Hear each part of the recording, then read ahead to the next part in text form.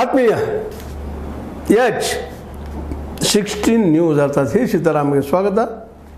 ನಾನು ನಿಮ್ಮವ MI ಅಥವಾ ಮಲ್ಲಪ್ಪ ಜೋತಾವರ್. ಆದ್ಮೇಲೆ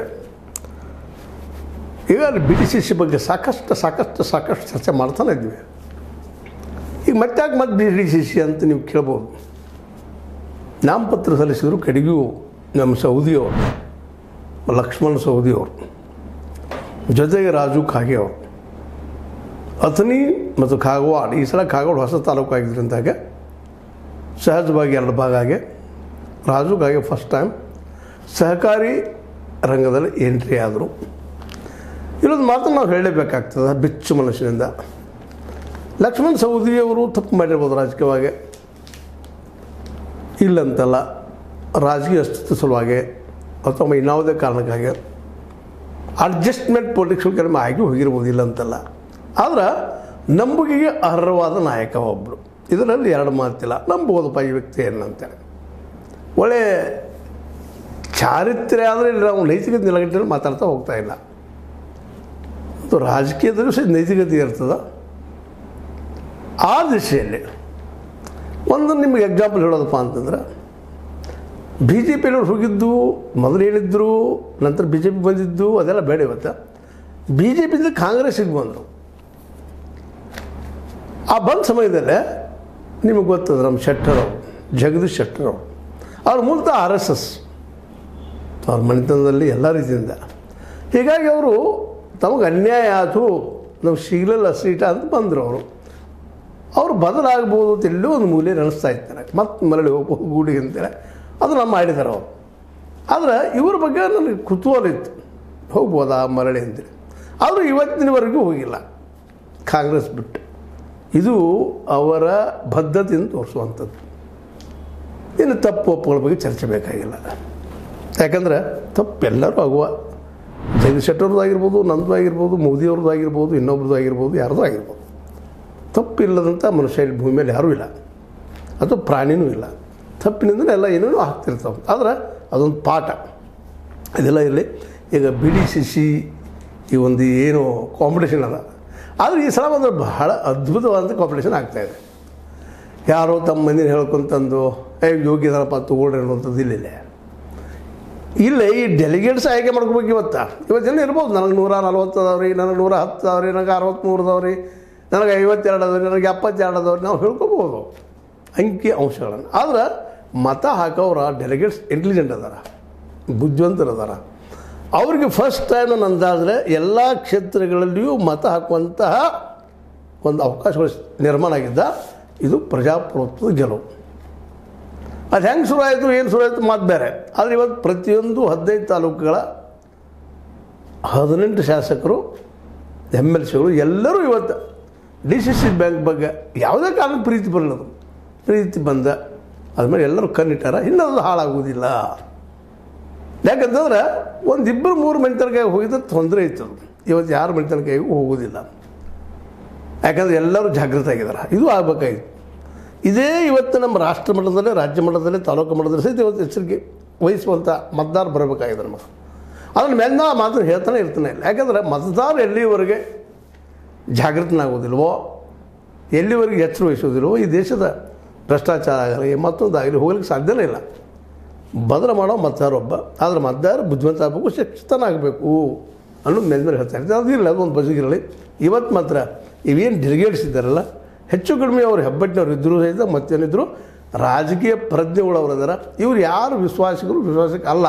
ಮುಖಾಮುಖಿಯಾಗಿ ಕೆಲವು ಮಾತಾಡಲಿಕ್ಕೆ ಆಗೋದಿಲ್ಲ, ಮತ್ತು ಮಾತಾಡಬಾರ್ದು. ಅದನ್ನು ಕಳ್ಳಂದ್ರೆ ಜಾಸ್ತಿ ಆಗ್ತದೆ.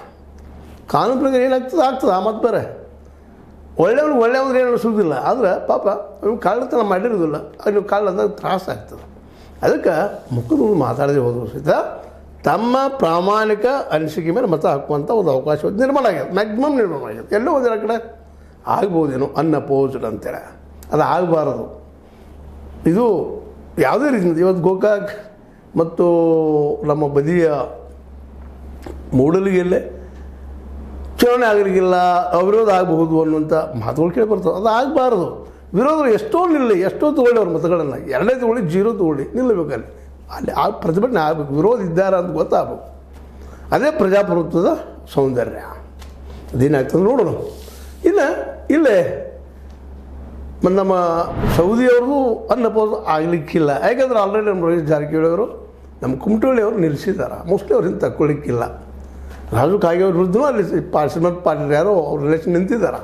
ಅಂದರೆ ಇದರ ಅರ್ಥ ಏನಪ್ಪ ಅಂದ್ರೆ ಅಪೋಸಿಷನ್ ಇರಬೇಕು. ಅದು ಇವತ್ತು ಭಾಳಷ್ಟು ಅದ. ಡಿಸಿಸ್ ಬ್ಯಾಂಕ್ ಇವತ್ತು ಪ್ರಜಾಪ್ರಭುತ್ವದ ಅಡಿಯಲ್ಲಿ ಬಂದದ ಇವತ್ತು. ಇನ್ನು ಆಳ್ವಿಕೆ ಹೆಂಗೆ ಮಾಡ್ತಾರೋ ಏನು ಮಾಡ್ತಾರೋ ಮುಂದಿನ ನೋಡೋಣ. ಅದನ್ನು ಇನ್ನೂ ಆಶಯದ 11ನೇ ತಾರೀಕು ತನಕ ಹಿಂದೆ ತಗೊಳ್ಳೋರು ಬರ್ಬೋದು, ವಿಡ್ರಾ ಆಗ್ಬೋದು 11-12 ತಾರೀಕು ತನಕ. ಅದ್ರ ನಂತರ ಗೊತ್ತಾಗುತ್ತದೆ ಯಾರು ಉಳಿದಾರೆ ಯಾರಿಲ್ಲ. ಅವ್ರು ಯಾರೂ ಉಳಿಲಿ ಯಾರೂ ಬಿಡಲಿ, ಆದರೆ ಮ್ಯಾಕ್ಸಿಮಮ್ ಚುನಾವಣೆಗಳಾಗ್ತಾವೆ ಅನ್ನೋದು ಈ ಒಂದು DCC ಬ್ಯಾಂಕಿನ ಪರಿಸರದಲ್ಲೇ. ಹೌದು, ಸಹಕಾರ ರಂಗದು ಹೊಂದಾಣಿಕೆ ಬೇಕಂತಲ್ಲ, ಸಹಕಾರ ರಂಗದಲ್ಲೂ ಚುನಾವಣೆ ಆಗಲೇಬೇಕು. ಅಂದಾಗ ಒಳ್ಳೆಯ ಜನ ಬರಲಿಕ್ಕೆ ಸಾಧ್ಯದ, ಒಳ್ಳೆಯವ್ರು ಉಳಿಲಿಕ್ಕೆ ಸಾಧ್ಯದ. ಈಗ ಮುಗಿದು ನಾವು ಒಳ್ಳೆಯ ಕೆಟ್ಟ ಒಂದು ಯಾರು ಯಾಕೆ ಹೇಳ್ತಾರಪ್ಪ ನಮಗೆ ಯಾಕೆ ಬೇಕು ಅಂತಾರೋ ಅಡ್ಜಸ್ಟ್ಮೆಂಟ್ ಆಗ್ತದೆ. ನಮ್ಮ ಹತ್ರ ಯಾರು ಒಳಗೆ ಹೋಗ್ತಾರೆ, ಅವ್ರು ಏನೇನೋ ಮಾಡಿದ ಕೆಲಸ ಅನ್ನಬೇಕಾಗ್ತದೆ, ಅವ್ರು ಹೇಳಿದಕ್ಕೆಲ್ಲ ಗೋನ್ ಹಾಕ್ಬೇಕಾಗ್ತದೆ. ಆದರೆ ಇವತ್ತು ಹಂಗೆ ಆಗ್ತಾಯಿಲ್ಲ. ಅದಕ್ಕಾಗಿ ಅದ್ರ ಜೊತೆಗೆ ಇನ್ನು ಇಲ್ಲಿ ಅಂತ ಪ್ರಜ್ಞಾವಂತರು ಇದ್ದಾರೆ. ಜಾರಕಿಹೊಳಿ ಕುಟುಂಬದವ್ರು ಇರ್ಬೋದು, ಹಿಂದಿನ ತಪ್ಪುಗಳು ಬೇರೆ ಅವು ವಿಮರ್ಶೆ ಮಾಡೋದು ಇವತ್ತಲ್ಲ, ಮುಗಿದೋದ ಮಾತುಗಳೆಲ್ಲ ಅವು. ಆದರೆ ಅವರು ಇವತ್ತು ಜಾಗೃತ ಆಗಿದ್ದಾರೆ. ಅವ್ರ ಬಗ್ಗೆ ನಮಗೆ ಖುಷಿ ಆಗ್ತದೆ. ಇವತ್ತು ಸತೀಶ್ ಅವರು ಬುದ್ಧಿವಂತರಾಗಿದ್ದಾರೆ. ಒಂದು ರಾಜ್ಯ ಮಟ್ಟದ ಅದರಲ್ಲೂ DKC ಬೆಳೆದ ಅವರು DKC ಅವ್ರ ಇತಿಹಾಸ ಹೋದ್ರೆ ಅಲ್ಲಿ ತಪ್ಪುಗಳಿದ್ದಾವೆ. ಅದಕ್ಕಾಗಿ ನಾನು ಹೇಳ್ತಾ ಇದ್ದೇನೆ, ಅದೇನಿಲ್ಲ. DKC ಅವರ ಪ್ರಬಲವಾದ ನಾಯಕತ್ವದವರು ನಾನು ಒಬ್ಬ ಮುಖ್ಯಮಂತ್ರಿ ಪ್ರತಿಸ್ಪರ್ಧಿ ಅಂತ ಅನ್ನೋಷ್ಟು ಮಟ್ಟಿಗೆ. ಮತ್ತು ಬಾಲಚಂದ್ರ ಜಾರಕಿಹೊಳಿ ನೋಡ್ತಾ ಇದ್ದೀವಿ ನಾವು, ಭಾಳ ಸೂಕ್ಷ್ಮ ಅಬ್ಸರ್ವೇಷನ್ ಅದು. ಭಾಳಷ್ಟು ಪ್ರಜ್ಞಾವಂತ ರಾಜಕಾರಣಿ ಆಗಿದ್ದಾರೆ. ಅದ್ರ ಜೊತೆಗೆ ಇನ್ನೂ ಅನೇಕ ಸಾಧ್ಯತೆಗಳು ಮಾಡೋದು ಸಾಧ್ಯತೆಗಳಿದ್ದಾವೆ. ಯಾಕಂದ್ರೆ ಅವ್ರಲ್ಲಿ ಸಂಪತ್ತು ಸಾಕಷ್ಟದ, ಅದು ಸರಿಯಾದ ದಿಶೆಯಲ್ಲಿ ಅದು ದುಡಿದ್ರೆ ಸಾಕು, ಒಳ್ಳೆಯದಾದ್ರೆ ಸಾಕು ಅನ್ನೋದು. ಆ ಸಂಪತ್ತು ಒಬ್ಬ ಗರ್ವನ್ನು ತರಬಾರ್ದು, ಒಂದು ವ್ಯಕ್ತಿತ್ವವನ್ನು ಇನ್ನೂ ಮೌಲ್ಡ್ ಮಾಡಿ ಒಂದು ಉತ್ತಮ ಆದರ್ಶನ ಮಾಡಬೇಕು. ಆ ದಿಶೆಯಲ್ಲಿ ಹೊರಟಿದ್ದಾರೆ ಅಂತ ಅನ್ನಿಸ್ತದೆ.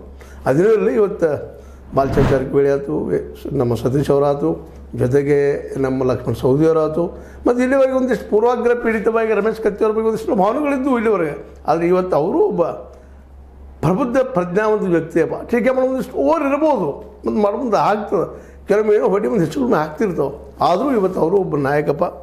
ಒಳ್ಳೆಯ ಭಾಷೆ ಇನ್ನಷ್ಟು ತಿದ್ದುಕೊಂಡ್ರೆ ಅವರು ಉತ್ತರ ಕರ್ನಾಟಕದ ಒಬ್ಬ ಕೆಲವು ನಾಯಕರು ಅವರೊಬ್ಬರು ಆಗ್ತಾರೆ. ಯಾಕಂದ್ರೆ ಹುಕ್ಕೇರಿ ಸಂಘ ಸಣ್ಣದಿರ್ಬೋದು, ಆದರೆ ಅಲ್ಲಿ ಗೆಲ್ಲುವುದು ಭಾಳ ದೊಡ್ಡದ. ಒಬ್ಬ ನಾಯಕ ಇದ್ದಾನಪ್ಪ ಇಲ್ಲ ಗುರ್ತ ಮಾಡಿಕೊಟ್ಟಂಥದ್ದು. ಹೀಗಾಗಿ ಈ ಸಲ DCC ಬ್ಯಾಂಕಿನ ಚುನಾವಣೆ ಏನದಪ್ಪ, ಇದು ರೈತರಿಗೆ ಒಳ್ಳೆ ಕೆಲಸ ಮಾಡುವಲ್ಲಿ ಇವರೆಲ್ಲರೂ ಸ್ಪರ್ಧೆ ಮಾಡ್ತಾರೆ. ಇಷ್ಟು ಮಾತ್ರ ನಕ್ಕಿ. ಯಾಕಂದ್ರೆ ರೈತರ ಸುದೈವಿ ಸಲ ಕೆಲವು ಕುಟುಂಬದಲ್ಲಿ ಹೋಗ್ತಾ ಇಲ್ಲ. ಇದು ಇಡೀ ಎಲ್ಲ MLAಗಳ MLCಗಳ ನಜರಿನಲ್ಲಿ ದೃಷ್ಟಿಯಲ್ಲಿ ಇವತ್ತು ಇಡೀ ಜಿಲ್ಲೆ ಬಂದು ನಿಲ್ತಾ ಇರೋದು ಖುಷಿ ಪಡುವಂಥ ವಿಷಯ. ಆ ನೆಲೆಯಲ್ಲಿ ನಾವು ಇವತ್ತು ಈ ಎಲ್ಲ ಸ್ಪರ್ಧೆಗಳನ್ನು ಸ್ವಾಗತಿಸಬೇಕಾಗ್ಯದ. ಇವರು ಹೆಲ್ದಿ ಕಾಂಪಿಟೇಷನ್ ಮಾಡಲಿ, ಇವರು ಯಾರೂ ದುಡ್ಡು ಹಂಚೋ ಅವಶ್ಯಕತೆ ಇಲ್ಲ. 10 ಲಕ್ಷ 2 ಹಸ್ತಾರಂತ ನಾನು ಹೇಳಲಿಕ್ಕೆ ಗೊತ್ತಿಲ್ಲ. ಹಂಚವರಿದ್ದರೆ ಅವರು ನಿಜವಾಗಿಯೂ ಅವರ ಭ್ರಷ್ಟರು. ಮುಂದಿನ DCC ಬ್ಯಾಂಕಿನ ಚುನಾವಣೆಯಲ್ಲೇ ಅವ್ರು ಒಂದು ಗೆದ್ದು ಬಂದರೆ ಅದು ಒಂದು ರೀತಿ ಕಳಂಕ. ಅದಕ್ಕಾಗಿ ಅವ್ರು ದುಡ್ಡು ಹಂಚೋದು ಬೇಕಾಗಿಲ್ಲ, ತಮ್ಮ ಏನು ಮಾಡಬೇಕಾಗ್ಯದಪ್ಪ ರೈತರಿಗೆ ಅದನ್ನು ನೇರವಾಗಿ ಹೇಳಿ, ನೇರವಾಗಿ ಅದ್ರ ಪ್ರಕಾರ ಮಾಡಲಿ. ಕೆಲವು ಮಾಡದೆ ಹೋಗ್ಬೋದಿಲ್ಲ ಅಂತಲ್ಲ, ನಾವು ಅಂದ್ಕೊಂಡಿದ್ದೆಲ್ಲ ಆಗೋದಿಲ್ಲ. ಒಂದಿಷ್ಟು ಆಗು ಹೆಚ್ಚುಗಳು ಮ್ಯಾನಿಫೆಸ್ಟೋದೊಳಗೆ ಹೇಳಿದಂಗೆಲ್ಲ ಆಗಬೇಕಂತಿಲ್ಲ, ಗ್ಯಾರಂಟಿ ಕೊಟ್ಟಂಗೆಲ್ಲ ಆಗಬೇಕಂತಿಲ್ಲ. ಬಟ್ ಆ ದಿಶೆಯಲ್ಲಿ ಪ್ರಯತ್ನ ಮಾಡೋದು ಮಾತ್ರ ಭಾಳ ಮಹತ್ವದಿರ್ತದೆ. ಆ ದಿಶೆಯಲ್ಲೇ ದುಡ್ಡು ಕೊಡಲಿಕ್ಕೆ ಇದರಲ್ಲಿ ಯಾರ್ಯಾರು ಬರ್ತಾರಲ್ಲ ಅವ್ರನ್ನ ದೂರ ಸರಿಸೋದು ನಮ್ಮ ಡೆಲಿಗೇಟ್ಸ್ಗಳ ಒಂದು ಆದ್ಯ ಕರ್ತವ್ಯ ನಾನು ಅಂದ್ಕೊಂಡಿದ್ದೀನಿ. ಯಾಕಂದ್ರೆ ಇದು ಭಾಳ ಮಹತ್ವದ್ದು.